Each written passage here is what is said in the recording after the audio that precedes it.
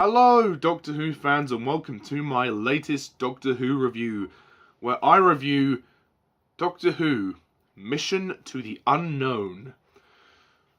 Not starring William Hartnell, Maureen O'Brien, and Peter Purves.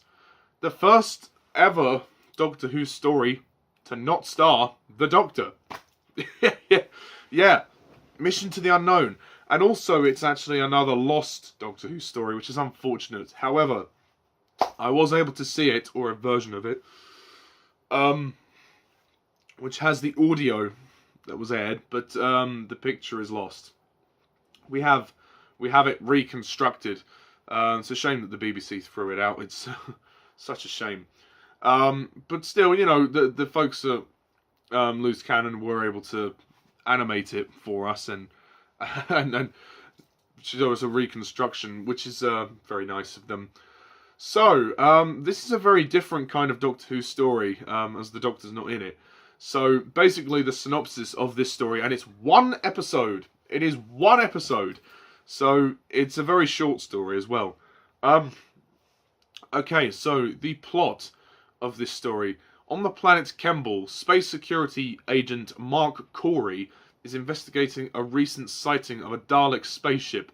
His suspicion that the creatures may have established a base proves well-founded. He learns of a plot by the Daleks to invade and destroy the solar system, but he is discovered and exterminated. The Daleks and their allies vow to conquer the universe, beginning with the planet Earth. Dun dun dun! So that's really it. That's the plot of this story. Okay, so, Mission to the Unknown. This is a very interesting departure from what we're used to. We're used to the Doctor and his companions, but obviously we don't get that this time. It serves as pretty much a prelude to the next Dalek story, the Daleks' Master Plan, which is a huge, epic 12-part story, which I'm going to have a lot of fun reviewing, because that one will take me 2 days to watch, because there's 12 parts. But before all that, we've got this story.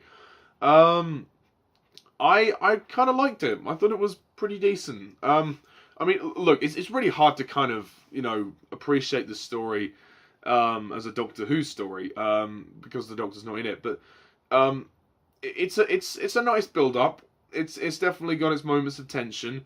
But I gotta tell you, I just don't care at all for these characters. I would have much rather had the Doctor in this story. I mean, while it's a nice change to have somebody else in the lead, I was just like, well, can we just have the Doctor back? I don't care at all for these three astronauts, Corey, Lowry, and the other one, I can't remember his name. They're just not interesting characters. They're all the same. They're just the same characters. And, I mean, well, the story is quite intense in terms of, like, what happens to them.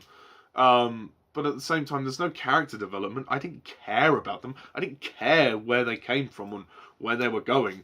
I obviously knew that they were trying to rat out the Daleks and trying to find the Daleks.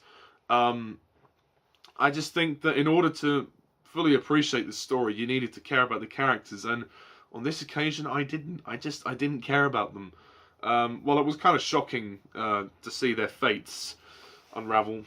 I wasn't really blown away by them as characters, to be honest. But there you go. It's nice that the Daleks got quite a lot to do in this story.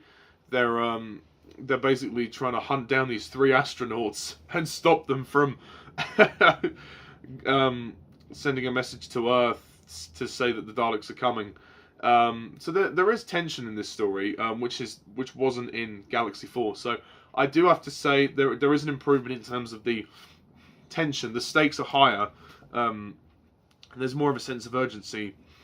Even though this is only a one-part story, I think that was all it needed. It didn't need to be any more parts. You know, especially as we're going to get the big epic 12-part Daleks Master Plan, which I've yet to see and review. So, you know, that will be you'll have to bear with me on that one. But yeah, obviously the animation I think is very good.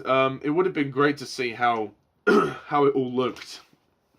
You know, in reality, and it's interesting at the very end when the Daleks, when evil prevails, because for the first time in a Doctor Who story, the end of the story has the villains, you know, succeeding. The Doctor and his companions have always evaded the catastrophes that they've encountered before, but in this case, the Doctor's not in it. So these three astronauts, they just there's no way out for them. They try their best, but they can't succeed in the end, and ultimately, you know, doesn't end well for them. I would have just liked some more character moments. I think that's what this episode is missing.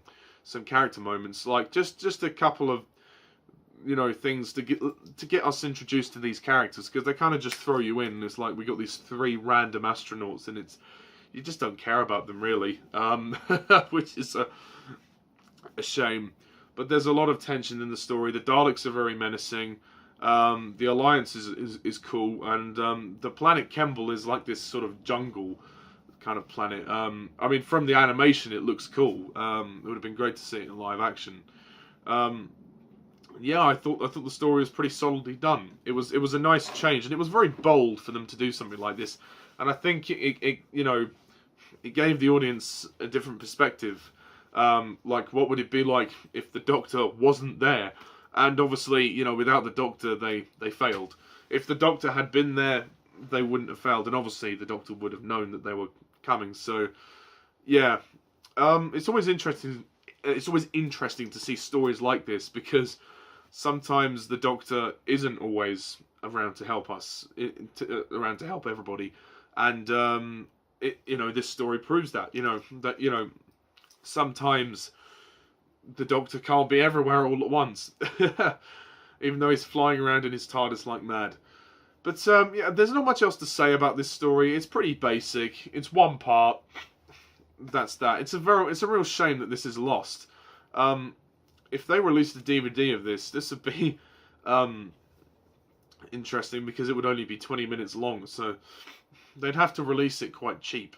I'd pay like a few pounds for it, like £3 if I was to buy the DVD, because it's only 20 minutes long. It's nothing really. I mean, and the Doctor's not in it, so yeah, we'll stick it on another DVD. Anyway, there's not much else to say about it, so I'm gonna rate this story an 8 out of 10.